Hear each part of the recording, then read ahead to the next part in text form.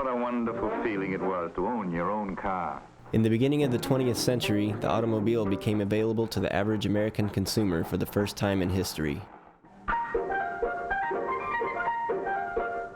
Immediately, Americans developed a long-lasting love affair with the automobile and recreational travel.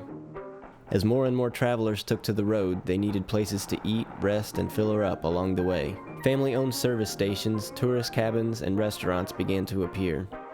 Undeniably, the way we traveled began to shape how the American roadside looked through our windshields.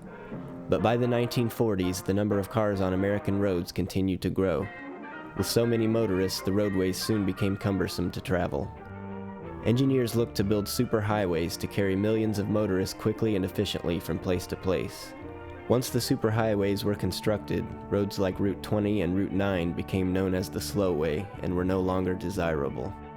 Whether going east or west, you drive without interruption or delay. Over this finely engineered highway, the finest engineered cars carry millions of people bound on business, travel, or vacation. Businesses and communities along these abandoned routes struggled to modernize and to attract the number of tourists they once relied upon to support them, but most remained unsuccessful. For today's newest generation of travelers, the windshield becomes a window into the past. From your car, you cannot help but notice the abandoned tourist cabins, shuttered service stations, formerly thriving theme parks, and even those persistent businesses that still remain in operation today. And then you are left to wonder, how did we get here? What will the future of travel hold for these forgotten routes? Will we ever see these roadside ruins preserved? And this is where we begin to look closely into the rich histories of New York State's Route 20 and Route 9 for some answers. Longer than Route 66, yet lesser known, U.S. Route 20 is the longest highway in the United States, connecting Newport, Oregon to Boston, Massachusetts. During its heyday in the 1930s and 40s, it was lined with numerous roadside amenities in New York State that welcomed carloads of traveling families. The route was first officially established in 1799 as the Great Western or Cherry Valley Turnpike. It was the main commercial transportation route prior to the railway and canal systems. After the Erie Canal was completed in 1825, travel on the turnpike dramatically lessened until the tourism boom of the early 20th century. During this time, state and federal governments were investing more and more money into the construction and maintenance of road systems to meet the demands of the growing number of travelers on the roads. When the New York State Thruway was constructed in 1954, the thriving tourism industry along Route 20 suffered as travelers began bypassing the route altogether.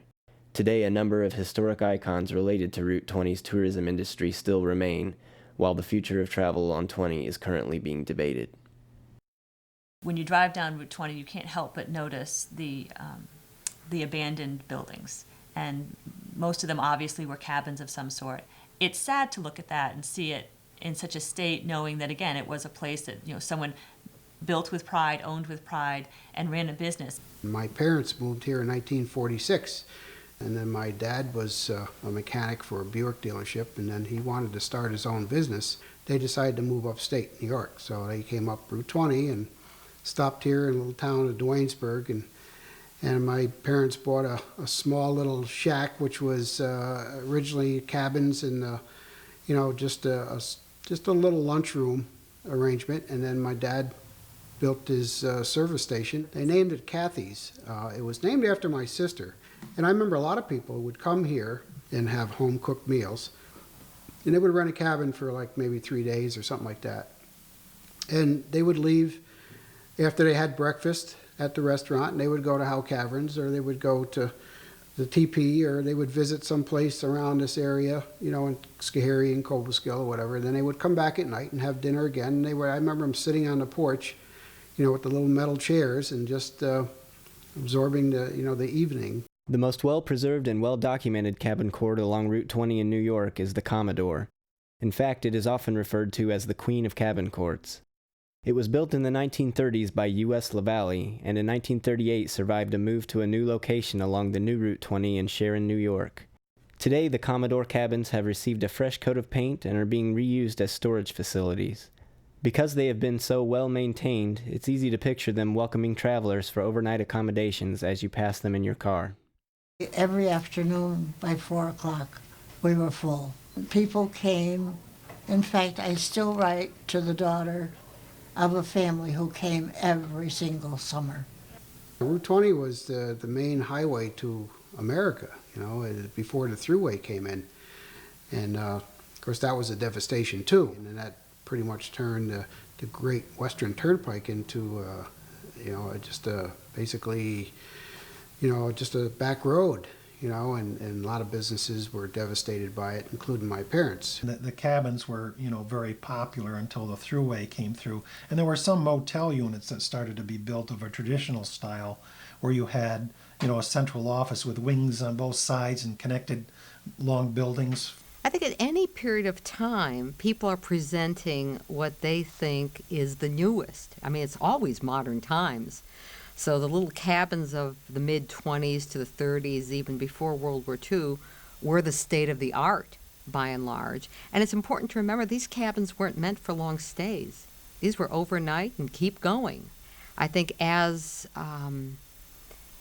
people traveled more elsewhere in the state, elsewhere in the country, as family size grew, as our travel became, a family trip, expecting a swimming pool at the end of the day, expecting, a proper sit-down restaurant. Tourist cabins to keep up had to adapt that way. He had built 2 sections of motels. In fact, he had taken some of the double-wide cabins that he had made originally back in probably 1955, and then about 1960 he slid those cabins together and then added an addition onto that and made the one hotel unit that he had. He put brick fronts and he put the ceramic baths with of course with the inside plumbing and everything else, and ceramic was very popular back then. It was state-of-the-art in the early 50s. He had eventually hooked up TVs into all the rooms, which was a big plus. I remember a big TV sign, underneath the cabins and motel, and we saw TV and running water. I mean, wow, that was a Taj Mahal. That was a place to stop. Even with these strong efforts to modernize the cabins and handmade motels on Route 20, they still fell out of favor with travelers. The majority of those that remain in business today are rented as low-income or transient housing. Families nowadays are used to a high level of comfort. The cars that they're making nowadays, they have DVD players in them because kids can't entertain themselves. They can't read a book or play a game in the back seat with their siblings, or just amuse themselves in a car for any length of time. And people going to the grocery store, the kids will watch a DVD. People really, they stop to smell the roses, so to speak, and they just don't seem to do that anymore. I think as people traveled, and this might be as much by train as by automobile in the 20th century, and then as airline travel became not only affordable, but the next new shiny thing that a family could do together. I mean, the glamour of airline travel in the 50s and 60s can't be beat. Opportunities opened up beyond Route 20 and outside of our state, and that became the family vacation. If you had the money, you could do that new thing in California, Disneyland or Pacific Ocean Park or whatever the other real draws were, and not just go to that attraction maybe 50 or 100 miles up the road, regardless of whether it was, the land of make-believe or frontier town in New York State. Frontier Town was a Wild West theme park that opened in 1952 along Route 9 in North Hudson, New York. It was one of several popular Adirondack area theme parks that remained in operation until 1998. It remains yet another example of the changing demands and tastes of American travelers as they planned their vacations during the second half of the 20th century.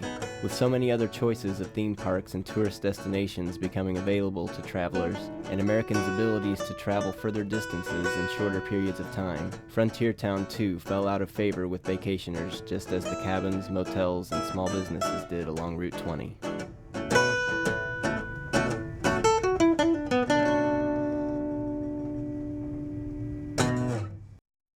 That's where I actually started working. I lived in Mariah, approximately about 20 miles away. At that time, Mariah was a mining town. It closed in 1971.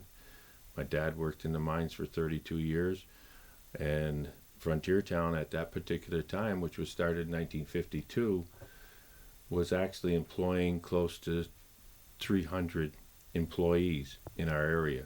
I've lived here for about 20 years. Before that, I was north of here some, but I was always in this area. But from what I hear from the locals that work there, and the Canadians were, it drew a lot of Canadians over the years, and families from downstate, you know, Albany, as far as ways, New York and Connecticut, and throughout New England, in the 60s when everybody took to the highway and went out with their families and their station wagons and stuff. Like I say, it started out immediately, drawing thousands of people a day into it, and it was a big attraction for well into the 70s. Don't forget, Montreal is less than 2 hours from us here, and if it were a U.S. city, it would be the 10th largest U.S. city. So it's obvious that we would pull an awful lot, you know, from that area. And that's one of the bigger things that hurt Frontier Town over the years, was the exchange being so unfavorable that it wasn't that,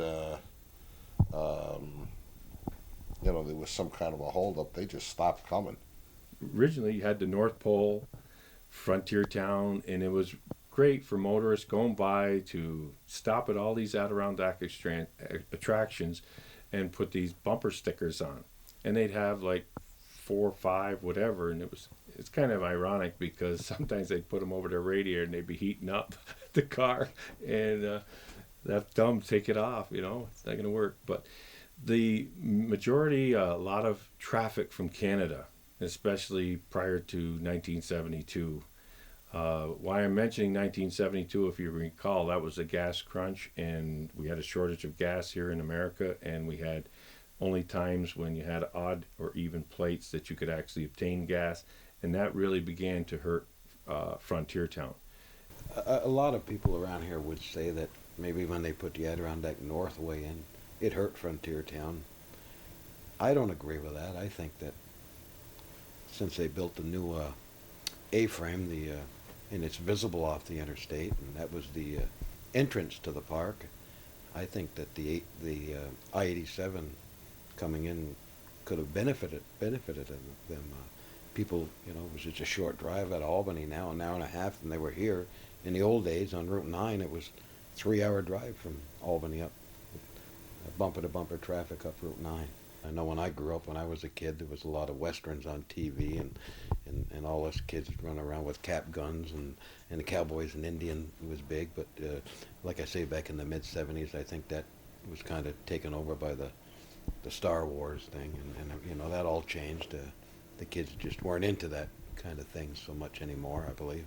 The fellow that took over in the mid-'80s had some good ideas, and he would have liked to made changes to try to modernize and get people's attention today and keep them coming, but he didn't have the money behind him that it needed to, because these are very expensive changes that had to be made, and to add on these attractions was going to cost, you know, millions of dollars, and he just didn't have the money behind him to do it. He took partners in. That didn't work out very well.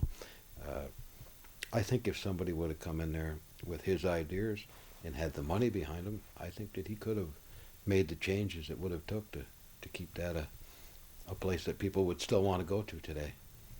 When I was a kid, you went to the Jersey Shore or you went to the mountains. Today things are worldwide. So as things turned down, and the population as far as tourists became less and less in this area, our prices or our dollars to stay open, insurances, our fixed expenses were rising. You know, just crazy. You have to have an awful lot of luck. If your rain dates are minimal during that 77 to 81 days, minimal meaning 4 or 5 days that you miss a quarter, with rain, and certainly not on the 4th of July weekend or on the Labor Day weekend. That's you could be having the best year going and lose one of those weekends, and you're back to a mediocre year. I think that most of these small businesses up and down Route 9 back then were part of the support system of Frontier Town. I mean, the people that drove here needed places to stay with their families. They needed to gas up on the way in before they left. They needed places to eat, to stay, and this was all a spinoff of Frontier Town being here. And once Frontier Town got done, then they one by one have gone out of business over the years. And right now in North Hudson, there's not but a handful of small businesses. Like in years ago, there was 35, 40 good, strong businesses in this town, which made a lot of work for the local people. But it's just not here anymore. Hopefully, we'll see something, new owner, and of course, maybe a Cabela's, maybe a Bass Pro Shop. Who knows? That could come in and revitalize the area. At some point in time, people are going to miss this, and they're going to want to have it back. And I'd like to see it. I would like to see it be tried again by somebody, maybe the county, maybe some business folks out of New York. But I do believe it can make it, and it should make it. It's what this country was built on. It would seem that Routes 20 and 9 have a number of options for marketing and preservation available to them.